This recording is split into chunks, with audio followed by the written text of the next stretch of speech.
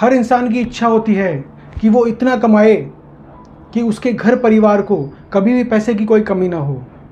उसके बच्चे कहें कि पापा हमें ये गाड़ी दिला दो, तो वो गाड़ी आसानी से दिला सके। बच्चों को अच्छी पढ़ाई लिखाई अच्छे से अच्छे इंस्टीट्यूट में करा सके। बेटी का विवाह बहुत अच्छी तरीके से कर सके। लेकिन फिर भी बहुत कमाने के बाद भी काफ़ी लोगों के मैंने ये नोट किया है कि उनके घर में दरिद्रता का निवास हो जाता है, गरीबी का। हम कह सकते हैं कि आज के युग में किसी को भी गरीब नहीं होना चाहिए, क्योंकि सिर्फ खाने पीने के लिए ही नहीं, इलाज कराने के लिए पैसे की ज़रूरत होती है। मित्रों, ज्योतिष में ये बताया गया है, कुछ ऐसे कारण बताए गए हैं कि किन कारणों के कारण दरिद्रता आती है।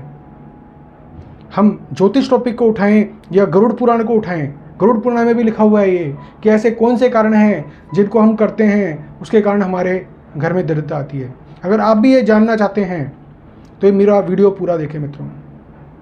मित्रों, लास्ट में मैं उपाय भी बता के जाऊंगा कि अगर आपके घर में ये सब कारण है तो एक ऐसा उपाय बताऊंगा, वो उपाय अगर आप कर लेंगे तो ये सब कारण होने के बावजूद भी आपके घर में दरिद्रता का कभी निवास नहीं होगा और भगवान लक्ष्मी जी, माता लक्ष्मी माता आपके घर में सदा अपनी कृपा बरसाती रहेंगी। मित्रों, जय श्री राम।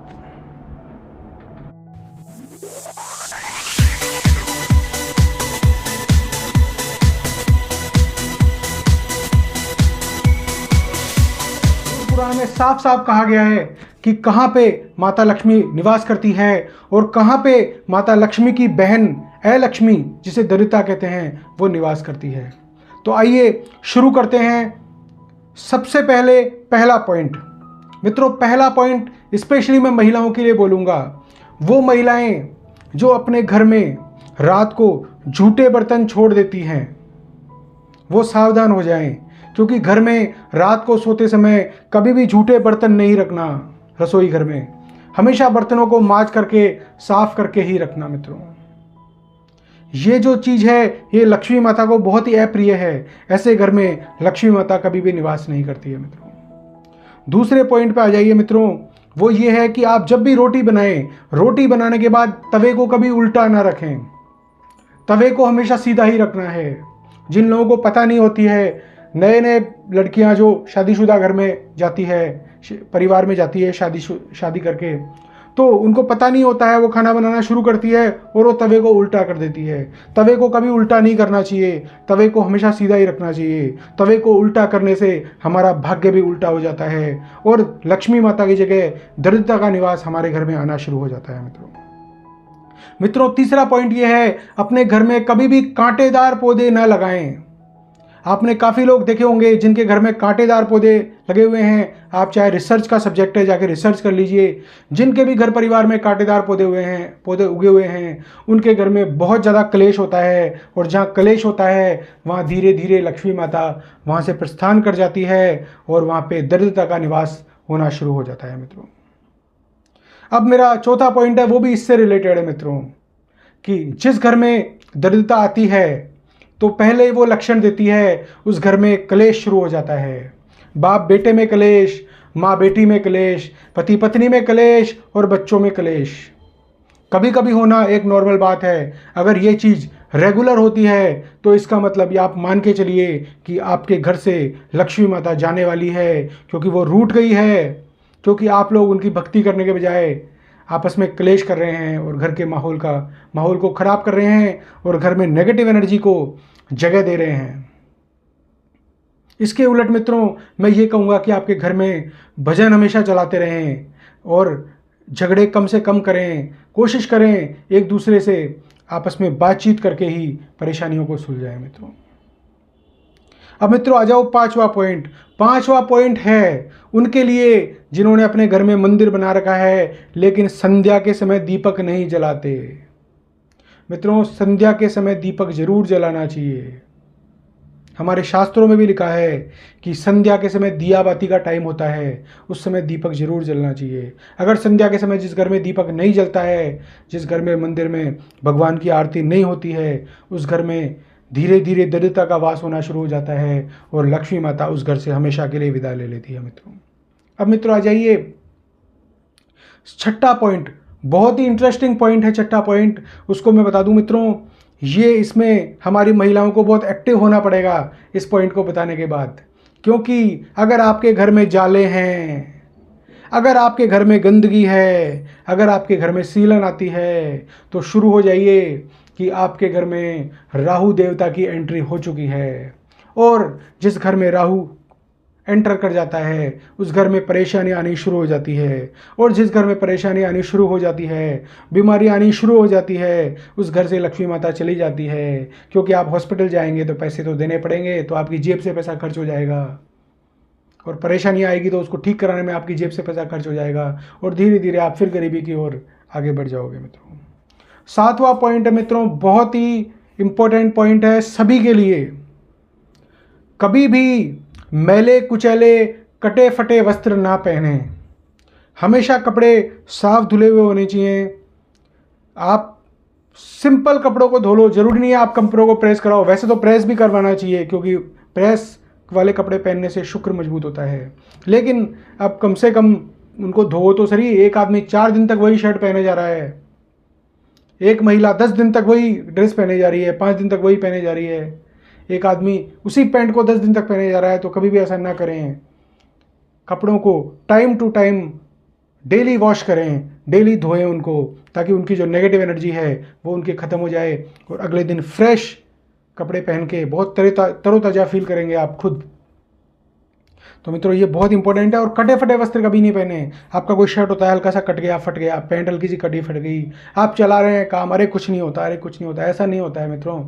इसका डायरेक्ट कनेक्शन है, ये गरुड़ पुराण में साफ लिखा हुआ है, मैं अपने मन से कुछ भी नहीं बोल रहा हूँ। अगर आप कटे फटे वस्त्र पहनते हो तो ए लक्ष्मी, जो माता लक्ष्मी की बहन है, उसको आप अट्रैक्ट करते हो अपने घर की ओर, और आप इसका जो नतीजा ये होता है कि धीरे धीरे पैसे आपके खर्च होते जाते हैं, पैसे आपके फालतू की चीज़ों में खर्च होते जाते हैं, पैसे नष्ट होते जाते हैं, और गरीबी की ओर आप एंट्री कर रहे हो मित्रों।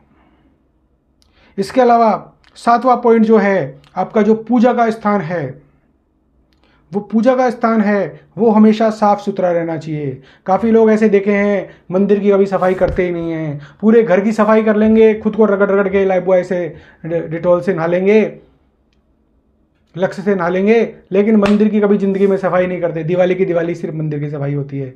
ऐसा मत करो भाई, भगवान भी सोचता है कि ये तो मेरे को नहलाते ही नहीं है, मेरी सफाई नहीं करते हैं, और खुद ये चमक होके घूम रहे हैं चारों दिन चारों तरफ।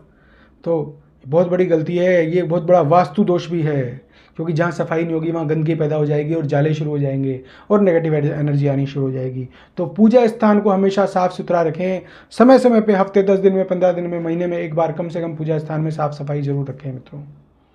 अब नौवां मित्रों पॉइंट ले लीजिए। 9वां जो पॉइंट है, आज के युग में सबसे ज़्यादा जो लोग असफल हो रहे हैं ना, वो इस 9वें पॉइंट को नोट करें। क्योंकि मैंने ये देखा है, लोग पढ़ लिख जाते हैं तो अपने धर्म को, अपने रीति रिवाजों को भूल जाते हैं। पहले हमारे बड़े बूढ़े जब कहा करते थे सुबह सुबह, मतलब ये भी कहते हैं कि जो पुराने लोग तो लात मार के उठाते थे बच्चों को, अगर प्यार से नहीं उठते तो 5 बजे 5:30 बजे, और कहते थे उठो। पहले तो प्यार से उठाते थे, और प्यार से नहीं माने तो लात मार के उठाते थे कि उठो, 6 बज गए, 7 बज गए। और आज की तारीख में ये हालत है, बच्चे 9 बजे उठ रहे हैं। तो मित्रों ये भी सबसे बड़ी गलती है कि जब सूर्य देव निकल जाएं उसके बाद अगर आप उठ रहे हो तो आप अपनी बीमारियों को बुला रहे हो, आप अपनी सक्सेस को कमज़ोर कर रहे हो। इसलिए किसी भी तरह कोशिश करें 6:30 7 बजे जब भी सूर्य देव उगते हैं तब तक आप अपना बेड जरूर छोड़ दें। चाहे आप नहाने धोने के, खाने पीने का, खाना बनाने का, चाय पीनी, जो भी आपको बाद में करे कभी भी, लेकिन कम से कम अपना बेड जरूर सूर्योदय के पहले पहले छोड़ दें।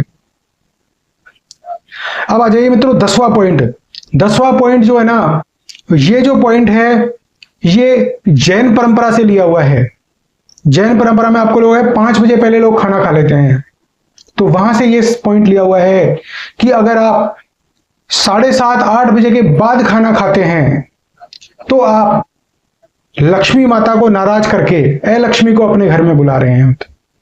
तो कोशिश कीजिए 5:30 से 7:30 के बीच में आप खाना खा लें।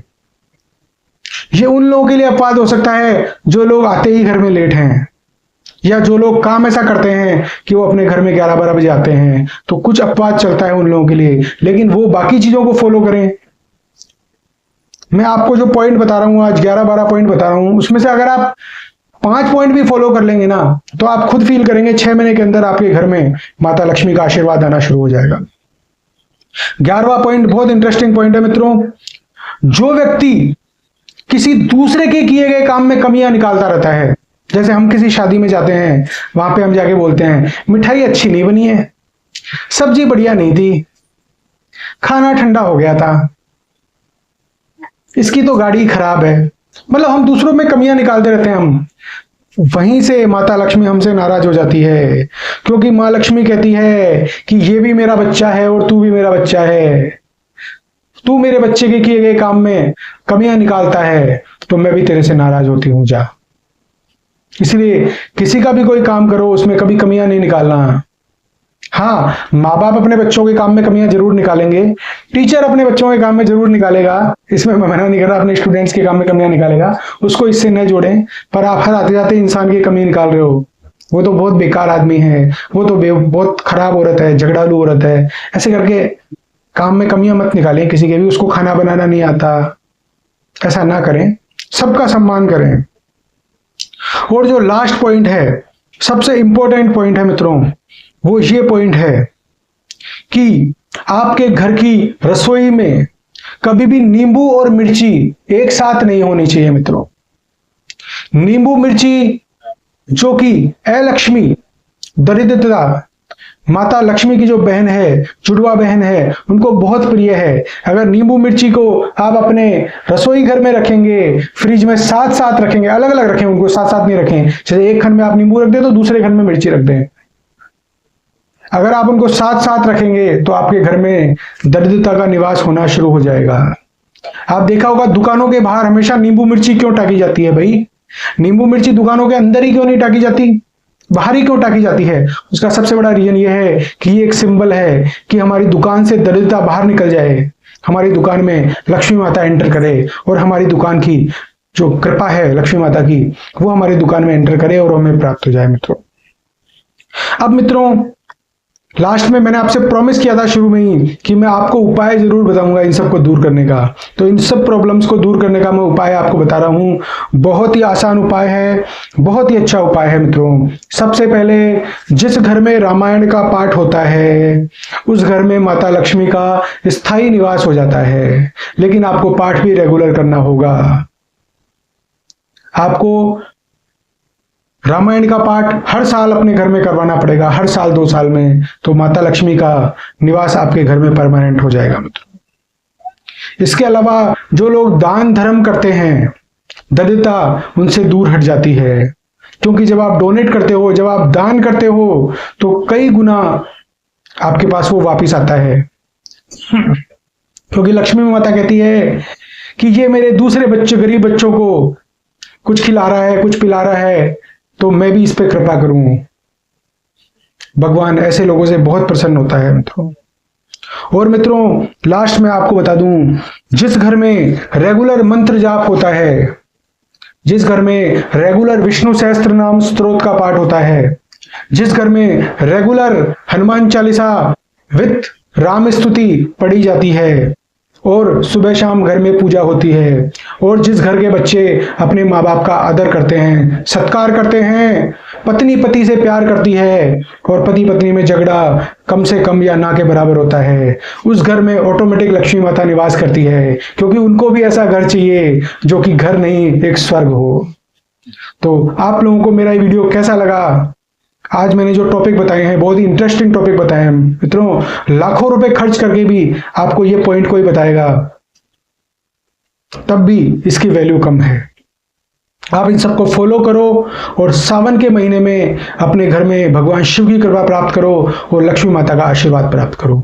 इसके अलावा और किस टॉपिक पे आप वीडियो बनाना चाहते हैं मुझे बताएं, ताकि मैं ऐसे टॉपिक्स, नए नए टॉपिक्स पे वीडियो बना के आप लोगों का मार्गदर्शन करूं। मित्रों, मेरा जो वीडियो है, मेरा जो चैनल है, ये सिर्फ टाइम पास नहीं है। अगर आप मेरे चैनल से जुड़े हुए हैं तो ये आपको ज्ञान देके जाएगा। आप इस चैनल से जुड़ के अपनी लाइफ को अपग्रेड कर सकते हो, अपनी लाइफ को इंप्रूव कर सकते हो। जय श्री राम। इसी के साथ मैं अपनी वाणी को विराम देता हूँ। जय श्री राम।